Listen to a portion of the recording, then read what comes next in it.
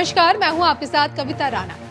साधना, मोक्ष और धर्म का संगम महाकुंभ, जिसकी चर्चा इन दिनों 7 समंदर पार सऊदी अरब तक है, और वो इसलिए क्योंकि महाकुंभ पर मजहबी घमासान छिड़ चुका है। भाईजान की एंट्री पर हिंदू संगठनों से लेकर धर्मगुरुओं के बीच की कलह किसी से छिपी नहीं है, और अब तो देश के शंकराचार्य आमने सामने आ चुके हैं। ज्योतिर्मठ के शंकराचार्य अभिमुक्तेश्वरानंद गिरी महाराज हो या फिर पूरी पीठ के शंकराचार्य निशिलानंद सरस्वती महाराज, महाकुंभ में मुसलमान की एंट्री पर दोनों के ही विचारों में मतभेद है। और ऐसे में योगी बाबा किसकी बात मानेंगे? मक्का जाने वाले मुसलमान को महाकुंभ पहुंचाएंगे या फिर बाहर का रास्ता दिखा देंगे? महाकुंभ से पहले योगी को देनी पड़ेगी कैसी अग्नि परीक्षा? देखिए इस पर हमारी ये खास रिपोर्ट।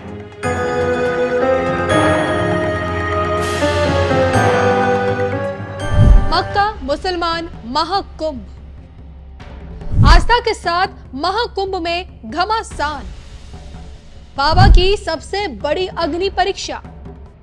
देखिए सिर्फ और सिर्फ धर्म ज्ञान पर। महाकुंभ की तैयारियों के बीच संगम नगरी प्रयागराज सज धज रही है, क्योंकि 12 सालों के इंतजार के बाद मौका आया है स्नान ध्यान के जरिए पापों से मुक्ति पाने का। मौका आया है खुद की सनातन संस्कृति को जानने का, मौका आया है आत्मज्ञान पाने का, और मौका आया है मोक्ष का रास्ता पता लगाने का। अब की बार महाकुंभ का श्री गणेश 13 जनवरी से हो रहा है, और जिसका समापन महाशिवरात्रि के साथ हो जाएगा। महाकुंभ की महत्ता ऐसी है कि साधना, मोक्ष और धर्म की प्राप्ति के लिए दुनिया के कोने कोने से साधु सन्यासियों की टोली यहाँ पहुंचेगी। कल्पवासी और आम श्रद्धालुओं के निवास के लिए अखाड़ों की भूमि पूजन भी संपन्न हो चुकी है, और एक बार फिर साधु संतों द्वारा सत्संग, धर्म चर्चा और आध्यात्मिक प्रवचन की धारा बहेगी। लाखों की संख्या में सोचिए, साधु, सन्यासी, अघोरी और नागा साधुओं का ठिकाना प्रयागराज बन जाएगा कुछ समय के लिए। तो महाकुंभ से जुड़ी परंपराओं का निर्वहन भी होगा, शाही स्नान से लेकर सनातन ज्ञान का प्रचार प्रसार भी होगा, और इन सब के बीच मुस्लिमों की एंट्री पर अभी से बवाल मचा हुआ है। अखाड़ा परिषद जोर शोर से महाकुंभ में भाईजान की एंट्री पर बैन लगाने की मांग कर रहा है। बागेश्वर धाम के आचार्य धीरेन्द्र शास्त्री तो 2 टूक में बोल चुके हैं कि हमारे अंगने में तुम्हारा क्या काम। सबसे बड़ा सवाल तो ये कि जब मक्का मदीना में हिंदुओं की एंट्री पर बैन है, तो फिर महाकुंभ में मुसलमान क्यों? इसी मजहबी घमासान के बीच शंकराचार्यों का बयान सामने आ चुका है। कुंभ मेले में मुसलमान का क्या काम है, इसको लेकर स्वामी निशिलानंद सरस्वती महाराज और अभिमुक्तेश्वरानंद महाराज ने जो कुछ भी कहा, उसके बाद से योगी बाबा धर्म संकट में फंस चुके हैं। आखिर क्यों कहा जा रहा है कि महाकुंभ से पहले योगी को अग्नि परीक्षा से गुजरना ही पड़ेगा?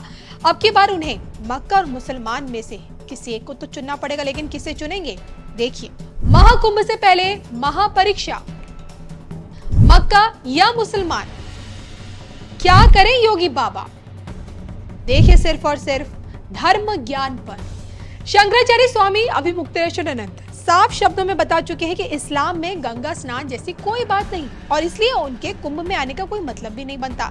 जबकि स्वामी निशिलानंद सरस्वती महाराज इस बात पर जोर दे रहे हैं कि इस वक्त आस्थावान मुसलमानों को महाकुंभ से दूर क्यों रखा जाए।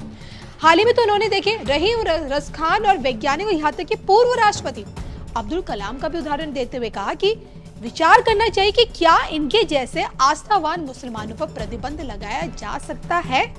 हालांकि देखिए, स्वामी निशिलानंद सरस्वती ने यह भी बताया कि जो लोग मुसलमानों के मेले में प्रवेश को रोकने की बात करते हैं, उन्हें नहीं पता है कि आर्य समाज के लोग भी गंगा स्नान से परहेज करते हैं। अन्य दिनों में वो भले ही गंगा स्नान कर लें, लेकिन पर्व के दिनों में वो गंगा स्नान से बचना चाहते हैं। वो कुंभ आदि को बिल्कुल नहीं मानते। तो ऐसे में मुसलमान की एंट्री पर बैन लगाना कितना उचित है?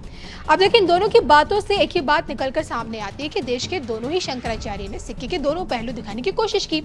ऐसे में योगी बाबा को ये तय करना है कि उन्हें मक्का चुनना है या फिर मुसलमान, क्योंकि अगर मक्का वाली थ्योरी पर जाएंगे तो यही समझा जाएगा कि जब मक्का में हिंदू नहीं जा सकता तो फिर महाकुंभ में मुसलमान क्यों?